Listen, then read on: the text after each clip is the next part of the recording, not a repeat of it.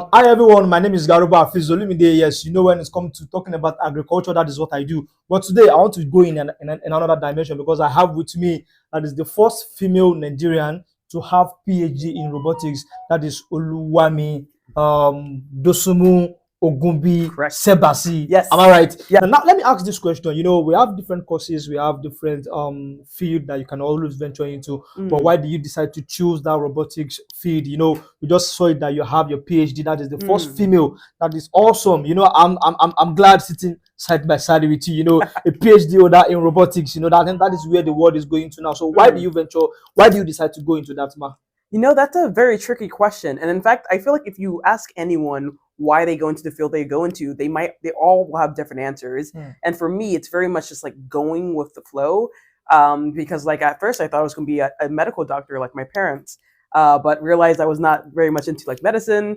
And then I guess I just want to keep my options open and keeping like an open mind. And I found engineering first because like I knew that I like to work with my hands. I knew I like to like understanding how things work, right? So I got into that, and then through that I was able to like find my way into robotics. And it was not a linear path. So I think for anyone out there who's like doesn't know what they want to do, that's absolutely fine. In fact, that's like the majority of people. They don't necessarily know exactly what they want to do. They just kind of like keep their options open, keep an open mind, and then you're able to find a path that would be right for you. Now, let's delve into agriculture. I know you've been on a tour to Set Farm Consult Limited for like, let me say 2 hours ago, and you've been able to see like an opportunity, or let me say a role that robotics can play in aquaculture sector. What role do you think robotics can play in aquaculture? Oh, infinite.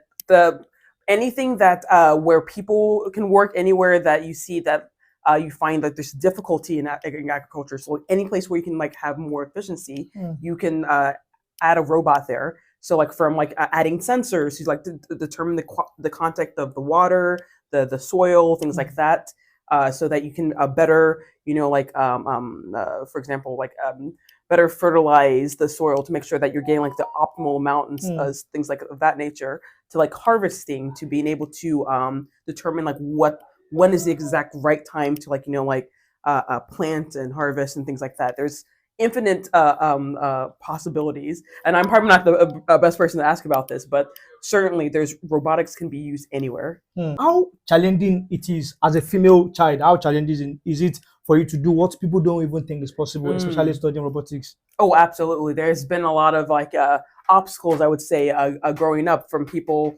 like you know, I guess it's can be difficult finding those people who like are really rooting for you, but I was able to find those people, and when I did that, actually absolutely helped. And in fact, actually, there's a good analogy here with agriculture and like farming, and just having the patience of being able to like cultivate something from scratch. I think a lot of the tools that people need to be able to be a good farmer is exactly what you need to be able to, you know, like be able to walk through life. The patience, the perseverance, the resilience, and like a little bit of support from your friends and the mentors. Like all of that is like directly relevant. So I think there's like a very beautiful analogy there.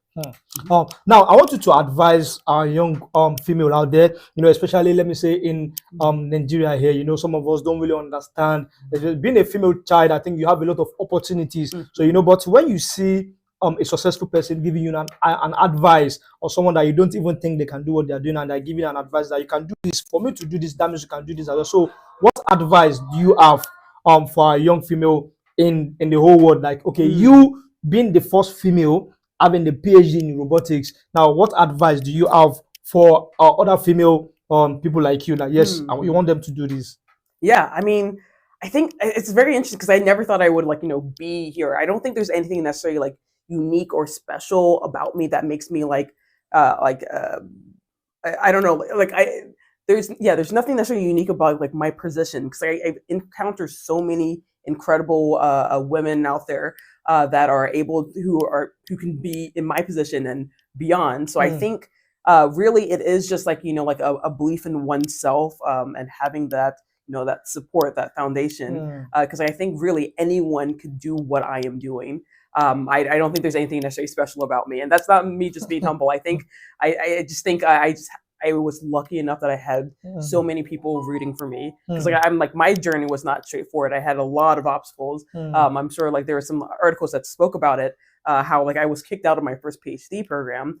And yeah, I was kicked out of my first PhD program, but then my mentors, they saw that situation and they saw like that, like I was capable of getting a PhD, and they're like, you know what? Yeah, here's another chance. Here's a different department. Let's try this again. And I was able to succeed. And I think it really just is a thing about like support. I think that's awesome. That means what you're trying to say is just that anybody can do what you are doing even more better. What you just need to do is just believe in yourself. And now you are saying nothing is special in what you are doing. Something is special because you are doing something special for that people have never done. You have. Absolutely, yeah. Thank you so much, Voice of the Farmers, for having me on, show me around. I think you're doing very incredible work. Like I mentioned before, I think there's a beautiful analogy of like, you know, what it takes to be a good farmer is exactly what it takes to be like, to be able to succeed in life. That's patience, the perseverance, the nurturing. So I think there's a really good things that are happening here. So shout out to Voice of Farmers. Keep listening, keep following. They're doing amazing work.